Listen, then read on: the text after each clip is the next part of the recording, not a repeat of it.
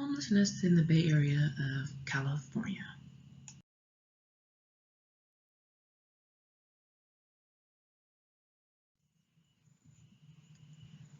The homeless population. Today in our society, many families may experience homelessness due to poverty, unemployment, lack of affordable housing, or maybe one of the family members is experiencing some type of domestic violence or addiction problem that causes them to become homeless.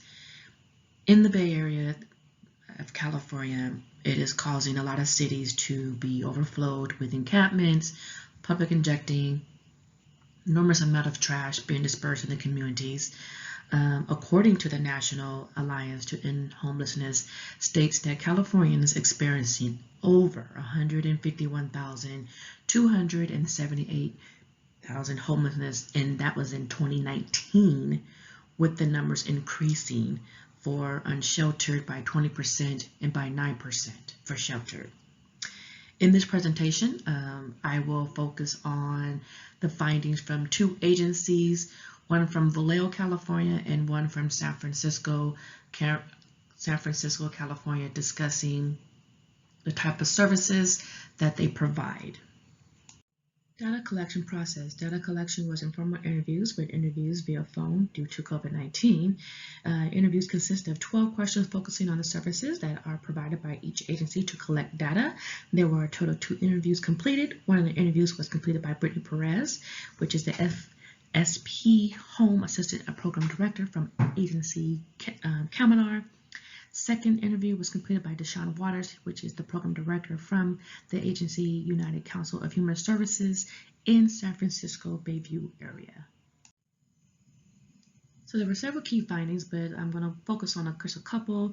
What I did notice is that Caminar does not provide beds, whereas United Council did, but United Council has a large waiting list, which is 215 people, because they only have 120 RVs. But they do focus on transitional housing to permanent. But as well as Caminar, they kind of have the same thing. They had no beds to provide. They will refer to local shelters. But they also try to focus on permanent housing, but both of the agencies said the services they try to really do that, but it's just a fact of case by case. Also, both of the agencies focus on fundings, as where both of them have mentioned the challenges for the homeless population that they do struggle with is the substance use, adapting to normalcy, the lack of motivation, the mental health, especially now with COVID, is the lack of outreach that is going out to the homeless, and events being canceled.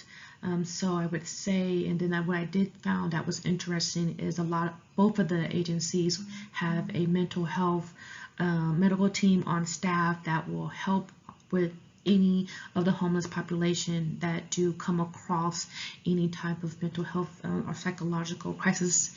But United Council was kind of different on how their percentage as an organization standpoint was kind of high for them to actually provide housing, whereas the percentage for Caminar is 20% of their population, homeless population, may receive permanent housing.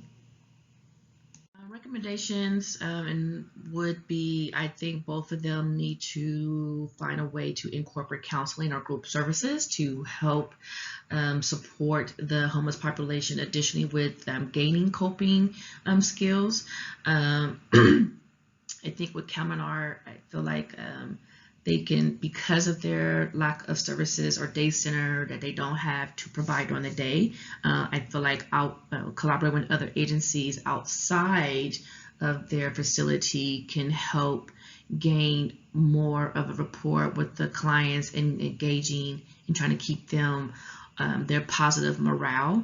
I think the outreach is needed for both facilities to help get additional support from the community or local churches, going out to the encampments, to seeking additional information from the homeless population. I believe with Kaminar, they should try to work more with their city officials, expressing the needs of a day center that would provide positive activities, helping them to get involved in volunteering, and would possibly helping reduce the homeless being on the streets during the day, as the same as I said with United Council, working with city officials to focus on implementing a program designed for youth. I think the same as for Kaminar.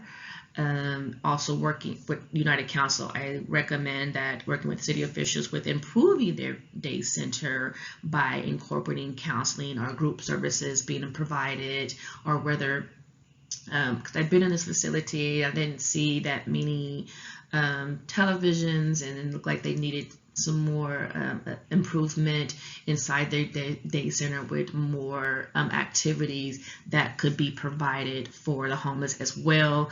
The same is to help them get off the streets during the day, but also just keeping them more active in the community. I feel like both agencies could coordinate with agencies that serve the LGBTQ homeless population, just to make them feel comfortable and not have to, I would say, not be affected negatively because of their sexual orientation or with their gender. Some of the key factors that made this effective was the two agencies that actually agreed to participate in the interview. The hindrance was that some of the agencies that I did choose, they did not have the time to actually participate due to the COVID-19. Like one of the representatives from Mission stated that the director was busy, their office wasn't open, some of them working from home, so their time was really limited and was not able to participate. Also, one of the other agencies, Heather House, they had an invalid phone number on the website. So I think for me, was time management was my biggest thing, because our focus is on these agencies to call back, and they didn't call, and then they didn't. I was calling them. So I wasn't too much time on that.